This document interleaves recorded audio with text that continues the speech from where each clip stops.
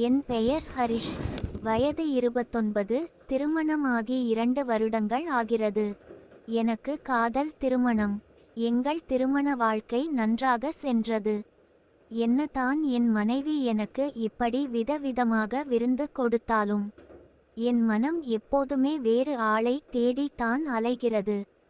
இந்த கதையில் நான் சொல்லப் போவது என் மனைவியை பற்றி அல்ல, வேறொரு அழகி பிரியாவை பற்றி தான். அவள் பெயர் பிரியா. அவள் கல்கத்தாவை சார்ந்தவள். ஒரு முறை என் நண்பனின் வரவேற்பு நிகழ்ச்சியில் அவளை பார்த்தேன். பார்த்த நாள் முதல் அவளை எனக்கு இணங்க வைத்து விட வேண்டும் என்று என் மனம் திண்டாடியது. அவளை பற்றி சொல்ல வேண்டும் என்றால், அவள் பார்ப்பதற்கு பாடகி ஸ்ரேயா கோஷல் போல.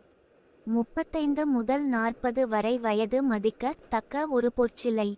அன்று மஞ்சள் பட்டு சேலை கட்டியிருந்தாள். தலையில் கொண்டை, கையில் ஒரு பர்ஸ். அவள் முத்து போன்ற பற்கள். அன்று என் மனைவி என்னுடன் இருந்ததால் அவளை பெரிதாக என்னால் தொடர்பு கொள்ள முடியவில்லை.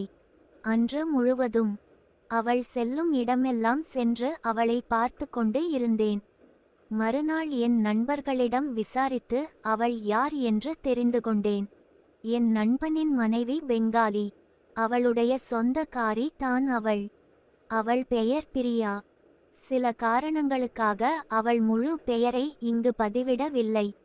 அந்த பெயரை கொண்டு இன்ஸ்டாகிராமில் அவள் கணக்கு இருக்கிறதா என்று தேடினேன். சில நிமிடங்களில் அவளது கணக்கை கண்டும் பிடித்தேன். அவளது கணக்கு ஒரு திறந்த கணக்காக இருக்க ஒரு 3000 பேர் அவளை பின்தொடர்ந்தனர். அவளது புகைப்படங்கள் எல்லாமே அழகாக இருந்தது. நான் தினமும் அவள் எங்கே செல்கிறாள், அவளுக்கு என்ன பிடிக்கும் என்று அமைதியாக அவளை பின்தொடராமல் சேகரித்தேன். அவளை என் மனதில் இருந்து அகற்ற முடியாமல் தவித்தேன். இப்படியே சென்றால் சரி வராது என்று ஒரு முடிவு செய்தேன். வேலை நிமித்தமாக கொல்கத்தா செல்ல வேண்டும் என்று சொல்லிவிட்டு புதன்கிழமை இரவு கொல்கத்தா கிளம்பினேன். என் நண்பனின் மனைவி இருக்கும் அதே அப்பார்ட்மெண்ட் தான் அவளும் குடி இருக்கும் இடம். மேலும் நான் சேகரித்த சில தகவல்கள் இதோ. அவள் கணவனை பிரிந்து வாழ்கிறாள். அவளுக்கு எப்போதுமே இசை, ஓவியம், சுதந்திரம். இது மூன்றும் மூச்சு காற்று. அளவாக மது அருந்துவாள். உடல் பயிற்சி செய்வாள் மற்றும் நடனம் ஆடுவாள். கவிதைகள் பிடிக்கும். இதையெல்லாம் அவளது இன்ஸ்டா பக்கத்தில் அவள் ஒவ்வொரு முறை போடும் ஸ்டோரியில் இருந்து சேகரித்து வைத்து இருந்தேன். முதல் நாள் நான் அங்கு சென்று அந்த அபார்ட்மெண்ட் வாசலில் இருந்து நோட்டம் விட்டேன். அவளை காண முடியவில்லை. மறுநாள் அவள் வெளியே வந்து ஒரு சூப்பர் மார்க்கெட்டுள் செல்வதை நான் பார்த்தேன். பின்தொடர்ந்து செல்ல அன்று என்னால் அவளை தனியே சந்தித்து பேச முடியவில்லை. அன்றும் அவள் நழுவி செல்ல மறுநாள் காலை அவளை நோட்டம் விட சென்றேன். அவள் ஒரு 11 மணியளவில் வீட்டினுள்ளே இருந்து வெளியே அவளது ஸ்கூட்டியில் வெளியே வந்தாள். என்னிடமும் வண்டி இருந்தது. அவளை மெல்ல பின்தொடர அவள் ஒரு ரெஸ்டாரண்டில் நுழைந்தாள். நானும் உள்ளே சென்று அவள் அமர்ந்த டேபிளின் 2 டேபிள் தள்ளி அமர்ந்தேன். அவள் வெகு நேரம் யாருக்கோ காத்திருக்க யாரும் வரவில்லை. 2-3 முறை அவள் போன் செய்து பார்த்து கோபமாக இருந்தாள். நான் அப்போது அவளிடம் பேசலாம் என்று முடிவு செய்து எழுந்து அவள் இருந்த டேபிளின் அருகே சென்றேன். அங்கே அருகே சென்றதும் அவளிடம் பேச துவங்கினேன். அவளிடம் நான் பேசியது எல்லாமே ஆங்கிலத்தில் தான். மொழி பெயர்த்து இங்கே எழுதியிருக்கிறேன். ஹலோ, நான் உங்களிடம் பேச வேண்டும். இங்கே சற்று உட்காராளாமா? அவள், நீங்க யாரு, நீங்க என்னிடம் என்ன பேசணும்? இல்லை, நான் ஊருக்கு புதுசு. எனக்கு இங்கே கொஞ்சம் பாஷை பிரச்சனையாக இருக்குது. உங்களை நான் சென்னையில் எங்கேயோ பார்த்தது போல இருக்கிறது. அதான் தெரிந்த ஆளாக இருக்குமோ என்று கேட்கலாம்னு வந்தேன். அவள், ஓ, சென்னையிலா? 1 மாதம் முன்பு நான் என் சொந்தக்கார பொண்ணு கல்யாணத்துக்காக அங்கே வந்தேன். அப்படியா, அது நிர்மல் மற்றும் மோனிகா திருமணமா? அவள், ஆமாம், உங்களுக்கு மோனிகாவை தெரியுமா? உட்காருங்க. நான் அவள் எதிரே அமர்ந்து இல்லை இல்லை, எனக்கு நிர்மலை தெரியும் என்றேன். பின்னர் சற்று நேரம் அந்த திருமணமும் அங்கே நடந்த நிகழ்வுகளையும் பேசிக்கொள்ள, பின்னர் நான் வந்த வேலையே சொன்னேன். அது ஒரு வடிவமைக்கப்பட்ட பொய்தான். இருந்தாலும் அவளை கவர அது உதவும் என்று தீட்டி வைத்தேன்.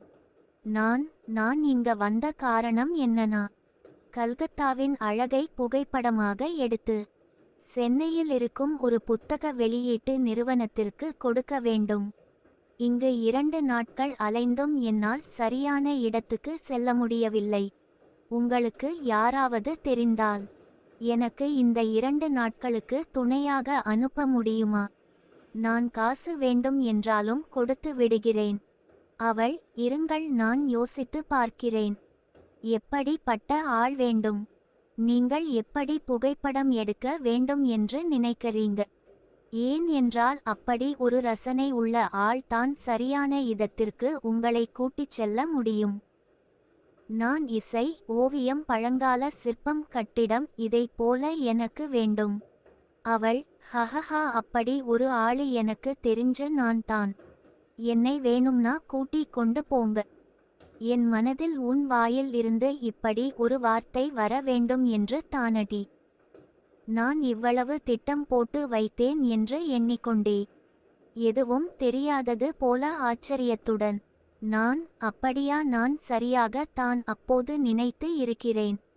என் மனதுக்குள் நீங்கள் கண்டிப்பாக ஒரு சுதந்திர காற்றை சுவாசிக்கும் பெண்ணாக தான் இருக்க வேண்டும். கலை மற்றும் இலக்கியத்தில் ஆர்வம் உள்ள பெண்ணாக இருக்க வேண்டும் என்று எண்ணினேன். அவள், அப்படியா, உங்களுக்கு ஜோசியம் எல்லாம் தெரியுமா என்று சொல்லி குபீர் என்று சிரித்தாள். நான், ஜோசியம் என்று எல்லாம் சொல்ல மாட்டேன், முகத்தை வாசிப்பது என்று சொல்லலாம். அவள், அப்படியா, வேறு எண்ணலாம், என் முகத்தை பார்த்தால் தெரிகிறது. நான், உங்கள் முகம் மிக பளிச்சென்று இருக்கிறது, எனவே நீங்கள் உங்கள் உடலை பேணிக்காப்பதில் ஆர்வம் உடையவர். யோகா மற்றும் வேறு உடல் ஆரோக்கிய செயல்களில் ஈடுபாடு உடையவராக இருக்கலாம். அவள், ஐயோ ஆமாம், உண்மைதான். வேறு என்ன சொல்லுங்க பார்க்கலாம். நான், கவிதை மற்றும் ஆடை அழகை விரும்பலாம். சற்று மது, நடனம், இதிலும் ஆர்வம் இருக்கலாம். அவள் அப்போது வாயை பிளந்து கொண்டு, ஐயோ நிஜம்தான், நீ ரொம்ப புத்திசாலி தான் என்றாள். பின்னர் இருவரும் அங்கேயே பேசிக்கொண்டிருக்க, இருவரும் சற்று நெருங்கிய நண்பர்கள் ஆனோம். பின்னர் அவள் அங்கே இருந்து என்னை கூட்டி சென்றாள். என் வண்டியை அவள் வீட்டின் கீழே விட்டுவிட்டு அவள் வண்டியின் பின்னே அமர சொல்லி ஊரை சுற்றி அழைத்து சென்றாள். அவள் நிஜமாகவே ஒரு கலை ரசனை உடையவள். அவள் என்னை கூட்டி சென்ற இடம் எல்லாம் மிகவும் அருமையாக இருந்தது. நான் புகைப்படம் எடுத்துக்கொண்டே வர, ஒரு வழியாக மாலை 6 மணியளவில் அவள் இருட்டிவிட்டது. இனிமே நாளைக்கு பார்த்துக்கலாம் என்றாள். சரியென்று அவள் வீட்டின் கீழே சென்றோம்.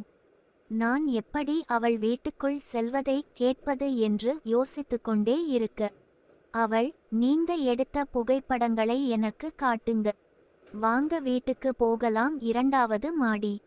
நான், ஆஹா, அவளை கூப்பிட்டு விட்டாள். உள்ளே அவள் வீடு மிகவும் அழகாக இருந்தது. சிறிய வீடு தான், ஆனால் நிறைய கைவினை பொருட்கள் மற்றும் ஓவியங்களுடன் ஜொலித்தது. அவள் சோபாவில் அமர நானும் அவள் அருகே அமர்ந்த கேமராவை கொடுத்தேன். அவள் அதை என் கையில் கொடுத்து ஒரு நிமிடம் என்று எழுந்து உள்ளே சென்றாள். வெளியே வந்தால் கையில் 2 மது கோப்பைகளுடன். என் மனதுக்குள் இன்று இரவு இவள் நம் விருந்து என்று முடிவுக்கு வந்து விட்டது. அவள் என் கையில் கொடுக்க சியர்ஸ் என்று அடித்துக்கொண்டு இருவரும் மெல்ல பருக துவங்கினோம். அவள் பின்னர் புகைப்படங்களை பார்க்க மிகவும் அசந்து போனாள். அவள் ஒரு படத்திற்கும் என்னை பாராட்ட, மறுபுறம் கோப்பையை உயர்த்தி மதுவை குடித்தாள். என்னை பார்த்து, நீ மிகவும் திறமைசாலியாடா, இவ்வளவு அழகாக இந்த இடங்களை நான் பார்த்தது இல்லை என்றாள்.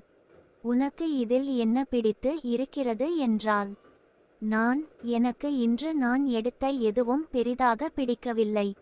நான் இவற்றில் எதிலும் அவ்வளவாக அழகை பார்க்கவில்லை. அவள், அப்படியா, வேறு எதை நீ அழகு என்று சொல்ல போற? இந்த படங்களை விட நான் என் முன்னால் இப்படி ஒரு அழகு இருக்கு. எனக்கு இந்த இடங்கள் மற்றும் அதன் படங்கள் எதுவும் தெரியல. அப்போது அவள் முகம் வெட்கத்தில் ஜொலிக்க, அவள் முகத்தில் புன்னகை தழும்பியது. நான் அவளிடம் எனக்கு நீ வேண்டும் என்றேன். அவள் புன்னகையுடன் தலையை ஆட்ட. எங்களின் ஆட்டம் அடுத்த பாகத்தில்.